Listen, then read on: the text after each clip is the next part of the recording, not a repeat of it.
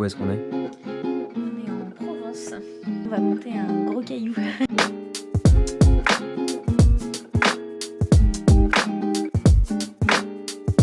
Alors c'est gravel, un peu, par là. Allez hop, fin du suspense. On arrive au début du segment Strava. Allez, fais le tour du truc. Début du segment Strava de la montée du Ventoux par Bédouin. Voilà. Du coup aujourd'hui, on va monter le Mont Ventoux par Bédouin et aller prendre manger un petit morceau à Maison la Romaine. Ça va être très sympa. C'est la première fois à la fois pour Marie et pour moi. Donc souhaitez-nous bonne chance. À plus tard.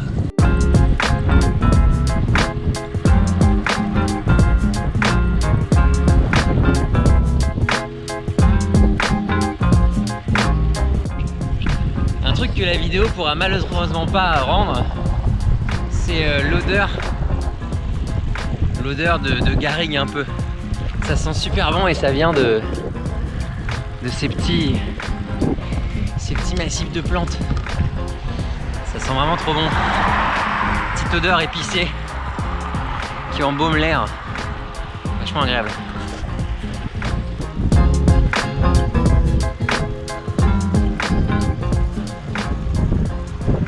Donc là, l'impression que j'ai vu d'ici, c'est qu'il y a toute une phase de la montée qui est dans la forêt et le reste, c'est dans une sorte de zone aride comme on a vu à la télé, avec que des cailloux.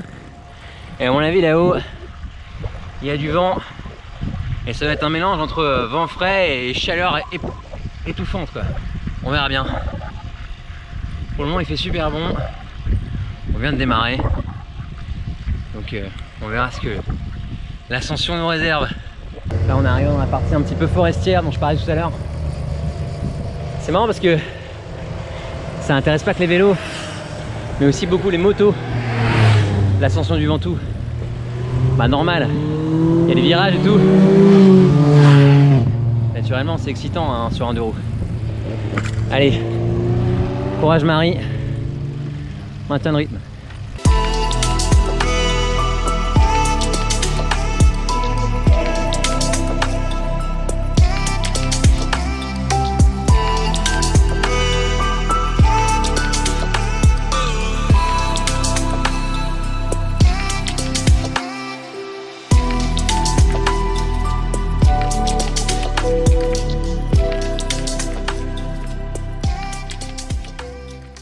Voilà, on vient de passer la partie un peu plus dure qui est au début et je peux enfin ne plus être en danseuse.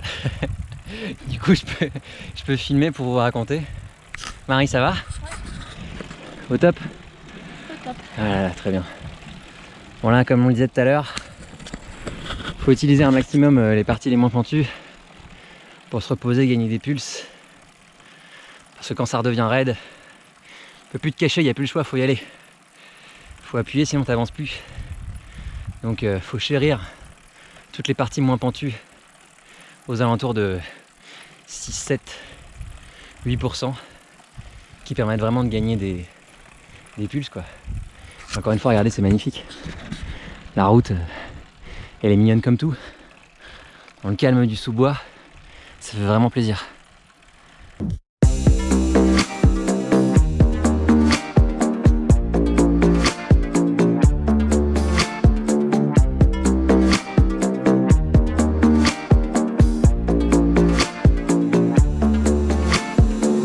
Ce qui est marrant quand tu montes le Ventoux en plein été, c'est que il y a un truc que tu attends plus que tout, c'est toutes les phases où il y a de l'ombre, genre comme là, et où il y a un petit vent frais.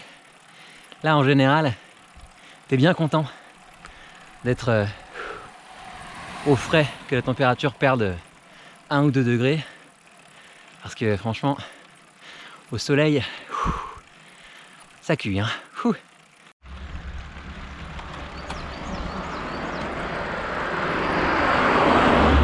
On commence à apercevoir les pentes nues du Mont Ventoux. Là on les voit un petit peu à travers les arbres. On commence à arriver assez haut. Du coup naturellement il y a de moins en moins de végétation. Mais le Mont Ventoux est assez particulier parce que vraiment en haut il n'y a rien. C'est rien que des pentes pierreuses. C'est limite lunaire. Et j'ai vraiment hâte de voir ça.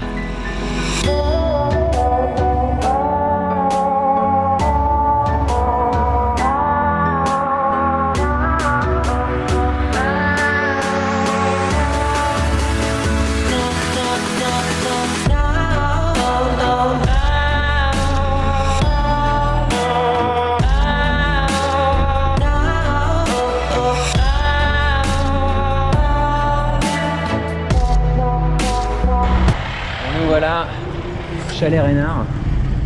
Donc c'est un peu la dernière étape avant le sommet, il me semble. C'est un peu le point de rendez-vous de tous les cyclistes qui vont plus haut. Et j'ai très hâte de pouvoir aller faire la suite. On va boire un peu d'eau, je pense, ici. On va voir si on peut pas remplir de l'eau aux toilettes. Et puis on va repartir.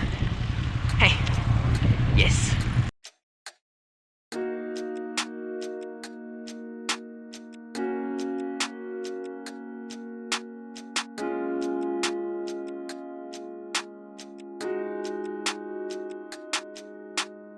Et là on arrive au moment que j'attendais finalement le plus de cette ascension du Ventoux, c'est l'instant où l'on arrive dans les parties les plus rocailleuses avec le paysage le plus reconnaissable, celui qui finalement se reconnaît entre tous.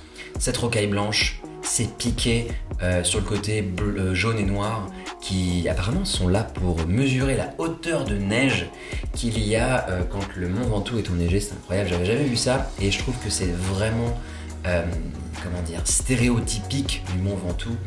C'est une des, ce qu'on appelle les idiosyncrésies du mont Ventoux. Il y a cette rocaille blanche, ces piquets à neige et puis naturellement la grande tour qui est juchée au sommet. Donc là pour la dernière partie de l'ascension, dans les 4 derniers kilomètres, j'avais dit à Marie, écoute, je vais partir et je me suis dit je vais essayer de monter à un rythme un petit peu plus élevé. Alors naturellement c'est pas un rythme que je pourrais monter sur toute l'ascension, c'est un rythme que j'ai pu tenir sur les 4 derniers kilomètres qui est ok pour les 4 derniers kilomètres, mais qui était quand même trop élevé pour que je puisse prétendre à monter toute l'ascension à ce rythme-là. Et d'ailleurs, j'avais un petit peu sous-estimé les derniers kilomètres, dans le sens où finalement, je m'étais imaginé que ça allait me prendre probablement 10 ou 15 minutes à grimper les 4 derniers, mais en fait, ça m'a pris presque 20 minutes, 18 minutes et quelques. Donc ne sous-estimez pas les dernières pentes du Ventoux parce qu'elles sont un petit peu plus violentes que celles que vous avez pu vivre à partir du Chalet Reynard. Donc là je mets le rythme et c'est vraiment un plaisir de pouvoir un petit peu vivre la légende entre guillemets, quoi, grimper à haute vitesse entre guillemets ces pentes du mont Ventoux. Alors en plus c'était un kiff parce que j'arrêtais pas de doubler tout le monde, donc j'avais l'impression d'être super fort, alors qu'en fait je m'étais économisé pendant 2 heures pour pouvoir attaquer sur les 20 dernières minutes. Et là on arrive vraiment dans l'endroit le plus rocailleux de l'ascension, c'est tout blanc, il n'y a plus d'arbres du tout. Il nous reste environ, si je calcule correctement, 220 mètres d'ascension.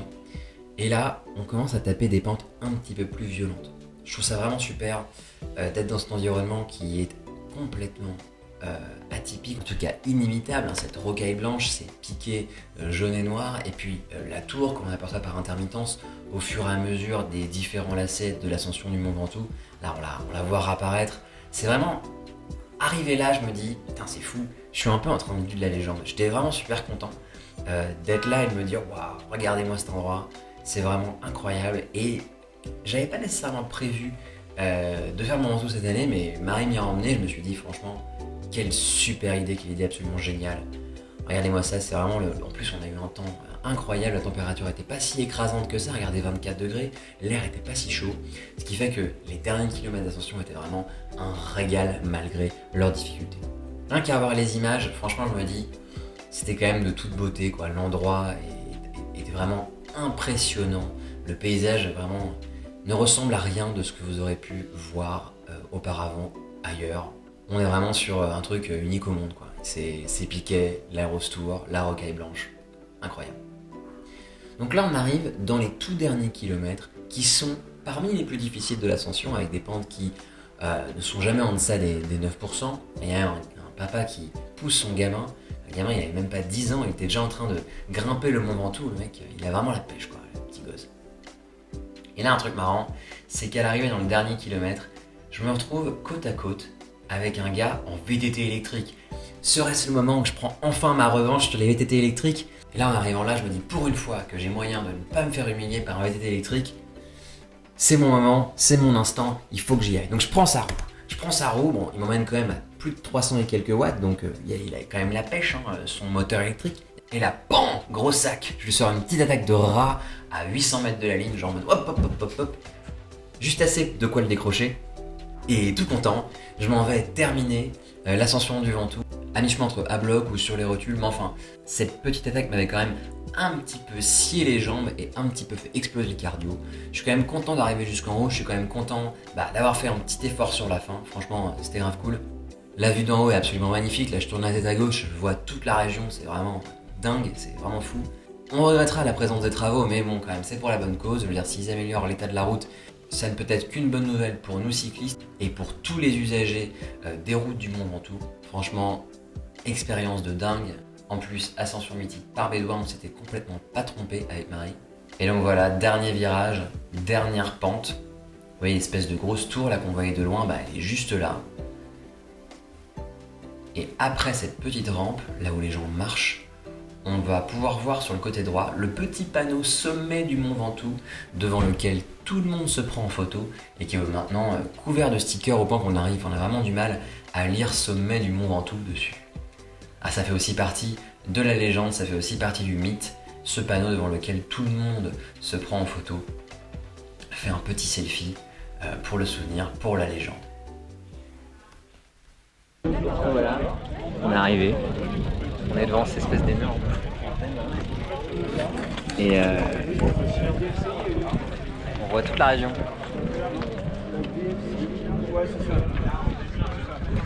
On se sent tout petit. Hein. Ouais, non. Et sans transition, direct, on est reparti direction Malaucène en descente. Ce qui est très sympa, c'est que cette descente, mine de rien, il n'y avait pas grand monde sur la route, donc ça permettait de prendre des trajectoires bien larges avec beaucoup de visibilité. On était quand même très bien. Et puis un gros kiff quoi, il faisait pas trop froid, je dois dire, j'ai pu la descendre en manche courte et j'ai pu vraiment tout faire avec la pente sans me stresser. Sans les pentes sont quand même relativement élevées, donc vous n'avez pas besoin de relancer après les virages parce que la vitesse vous l'avez déjà, vous la conservez. Donc pour ça, il n'y a pas de gros soucis. Très très agréable cette partie de la descente. Pouvoir travailler un petit peu les trajectoires, le placement sur la route, c'était vraiment super sympa. L'étape suivante, c'est le Mont Serein, qui est un petit peu l'équivalent du Chalet Reynard côté Malaucène. C'est une station de sport d'hiver qui est installée ici aux alentours des 1500 mètres. Et c'est là que j'ai attendu Marie pour faire la suite de la descente vers Malaucène. Ce petit bout de descente, on est au Mont Serein. C'est une des étapes qui nous emmène vers Malaucène où on va probablement aller manger. Se rassasier. Ça va ? Ça va, c'est cool, la route est vachement propre. Hein. On m'avait dit que c'était de la merde et en fait c'est vachement bien. La descente, franchement, je la trouve limite sécurisante. C'est assez cool. Et dans la deuxième partie de la descente, ce qui était fun, c'est que j'ai rattrapé deux gars qui étaient là, dont un qui portait un maillot du club de Istres, je crois, un gars de la région techniquement. Ils avaient l'air de rouler assez vite du coup, et puis surtout d'être plutôt habitués à rouler en groupe. Du coup je me suis un petit peu incrusté, sans m'annoncer à la voix, mais bon je me suis un petit peu fait connaître hein, en m'incrustant vite fait. Et je me suis dit je vais les suivre, ils ont l'air d'aller vite. Du coup je me dis c'est parti, ils arrêtaient pas de pédaler dans la descente, donc je pense qu'ils avaient envie de rouler vite. Et je me suis dit je vais les suivre, en plus s'ils connaissent, ça me permettra de profiter un petit peu de la descente à bloc, quoi, ça va être rigolo. Et du coup je me dis c'est parti, je les suis. Alors ils étaient quand même relativement agressifs dans la descente puisque vous voyez ils utilisent l'entièreté de la route. Ce qui franchement me rassurait pas tellement, donc j'ai préféré garder ma distance toutes les parties où j'ai trouvé ça un petit peu téméraire.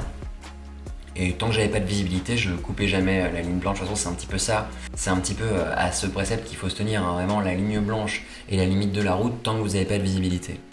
Et là ce qui est fou, c'est que dans la descente vers Malaucène, il y a une ligne droite tellement longue à plus de 9-10% de pente qu'on arrive à des vitesses que j'avais jamais atteintes avant. La vitesse la plus élevée que j'avais atteinte c'était pendant l'étape du Tour dans la descente du Cormet de Roseland. Et là en profitant de l'aspiration des deux gars, j'arrive jusqu'à 88 km/h, ce qui est très franchement, j'avais jamais fait ça, j'avais jamais vu ça. Et à ce moment-là de la descente, j'ai absolument pas regardé mon compteur, j'avais absolument pas envie de regarder la vitesse à laquelle je roulais, Parce que ce qui est important, c'est d'avoir les yeux sur la route et de les garder sur ce qui se passe à l'avant. Surtout que juste après ça, il y a une épingle droite. Et pour ça, il fallait vraiment se mettre au freinage assez tôt, prendre correctement la trajectoire, et puis ne pas flancher, quoi. Il fallait faire attention à pas se planter, parce qu'une erreur à cette vitesse-là, les dégâts vont très très vite. Sauf que là, comme on descendait un petit peu à bloc, je me suis dit, je vais relancer fort après l'épingle, et je vais éventuellement leur faire le train dès que je peux. Là, très sympa, je me suis dit, c'est parti, maintenant c'est moi qui mène le truc. Ici, double gauche, on voit, il y a un premier apex et un deuxième apex. Très intéressant comme virage, ces virages-là où on touche la corde 2 fois. Ce sont des virages qui peuvent vous coûter énormément de vitesse si vous ne les prenez pas correctement. Si vous ne touchez la corde qu'une fois et très tôt, vous allez sortir très très large dans la deuxième partie du virage. Et si vous ne touchez la corde que tard, vous allez devoir freiner énormément dans la première partie du virage.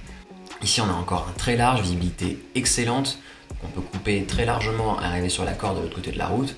Et là, rouge et jeunesse, quoi. On était reparti pour encore une descente qui roule très vite. Là, idem, hein, c'est un virage très large qui vient se toucher une fois voire deux. Donc là, je reste très largement sur la corde en attendant que le vélo dégage tout seul. Et le relais est enfin pris.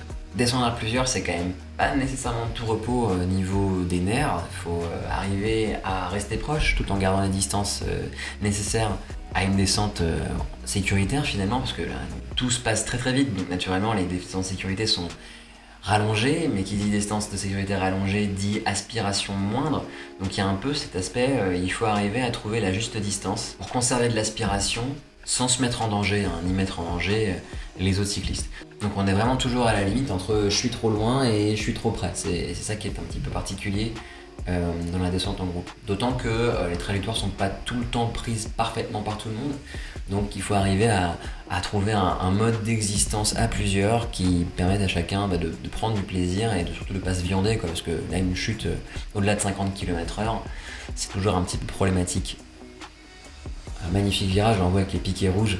C'est super cool de voir, ça fait partie du décor. Je veux dire, c'est là ça a une utilité ces piquets, mais c'est quand même super joli d'aller voir sur le bord de la route. En tout cas, moi ça me plaisait bien de voir des éléments du paysage que je voyais pas nécessairement partout. Là, ces piquets rouges, j'en avais jamais vu avant. Habituellement, c'est plutôt des espèces de gros panneaux bleus avec des flèches, et je trouvais ça sympa d'avoir des petits piquets. Là, pareil, on va passer sur un virage à gauche, avec, me semble-t-il, une grosse visibilité, du coup je vais me permettre de couper et passer à gauche de ce cycliste qui descend tranquillement. Là on a une sorte de replat à 5%. Replat à 5%. Du coup je me remets à avoiner tant que je peux. Et là ici on le voit, hein, aux traces de freinage, gros virage à droite, donc je prends pas de risque et je freine vachement. Et je freine très fort pour le prendre correctement et pas risquer de surprendre les camarades qui sont juste derrière. Important franchement de bien anticiper les virages dans ce genre d'endroit. Si vous voyez les traces de freinage, c'est-à-dire qu'il y a plein de gens qui se sont viandés, donc ne faites pas la même bêtise qu'eux. Freinez bien en avance, soyez clean dans votre application du frein et normalement tout devrait bien se passer. Bon, du coup après la descente avec Marie, on est arrivé à Malaucène. Malaucène, 1h, 60 minutes d'arrêt pour manger un peu, se restaurer, remplir les bidons, boire un petit truc sucré et puis se faire plaisir. Alors franchement la descente, au début on m'avait dit ouais la descente du Ventoux c'est hard et tout. Au début c'était ok, mais après je me suis rendu compte qu'il y avait tellement d'énormes lignes droites qu'en fait effectivement c'est hard parce que les lignes droites. Du coup t'arrives à des vitesses mais absolument innommables. Genre en mode j'ai même pas regardé tellement j'avais peur. Tellement ça va vite.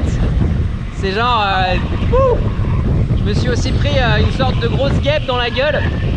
Elle s'est éclatée contre mes lunettes, donc j'ai pas souffert, mais en revanche je pense elle oui.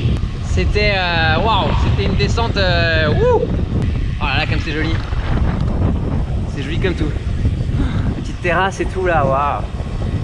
C'est pas comme tout. On n'a pas le temps, faut manger. Ça méritait la pizza là, je pense. Carrément.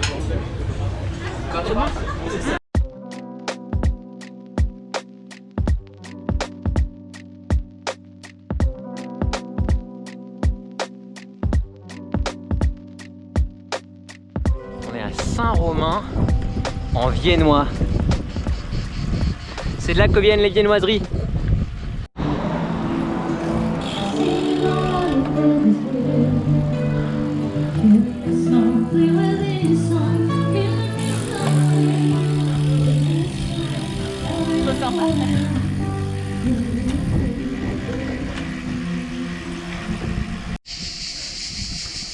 Écoutez un peu là, le niveau sonore des cigales, limite c'est du tapage nocturne quoi. En tout cas on est bien en Provence hein. Au fond là, ce qu'on voit c'est le Mont Ventoux. On était tout là-haut tout à l'heure. C'est ouf. C'est dingue ce qu'on fait avec un vélo, non? Franchement on est gâté au niveau des paysages hein.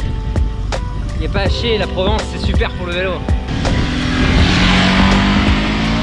Et pour la moto aussi apparemment.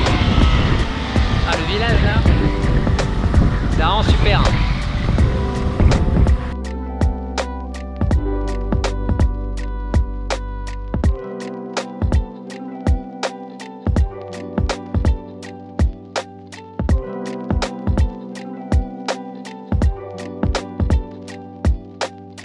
Il y a un truc vachement cool qu'ils font dans cette région et que j'ai quasiment jamais vu en Ile-de-France. C'est les accotements cyclables.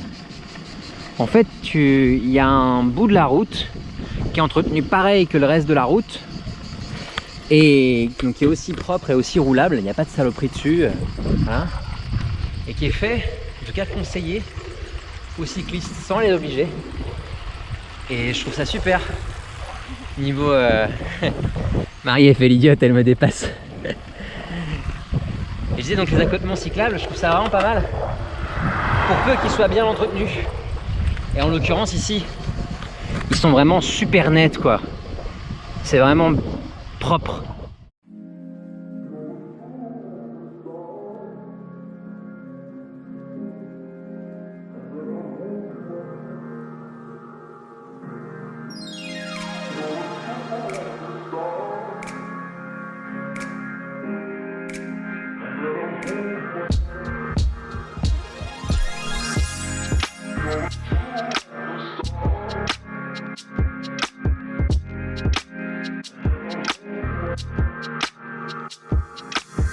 Encore en train de grimper hein. Encore toujours en pleine grimpe. Avec la chaleur je commence à être un peu fatigué mais Marie a toujours la pêche. Et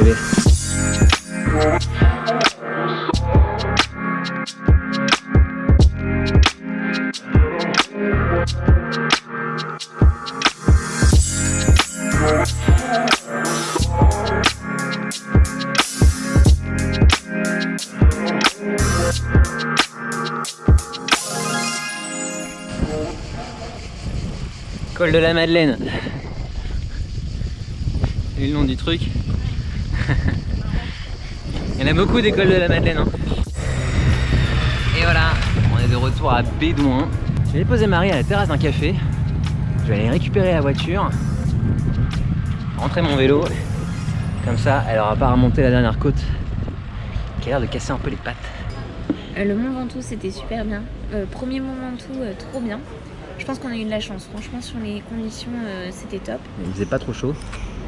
Et la suite était un peu plus difficile parce qu'il a fait chaud. Mais je pense qu'on s'est bien débrouillé pour notre premier Mont Ventoux. Ouais, ça va, je pense que c'était pas mal. J'ai pas regardé encore. Ouais, moi je suis con, j'ai pas pris le Wahoo avec moi. Du coup, comme j'ai plus de batterie, et ça sera suspense. Ça sera suspense jusqu'à la maison. Voilà. Et pour la récup, Diabolo Grenadine, c'est mieux que la bière. Voilà.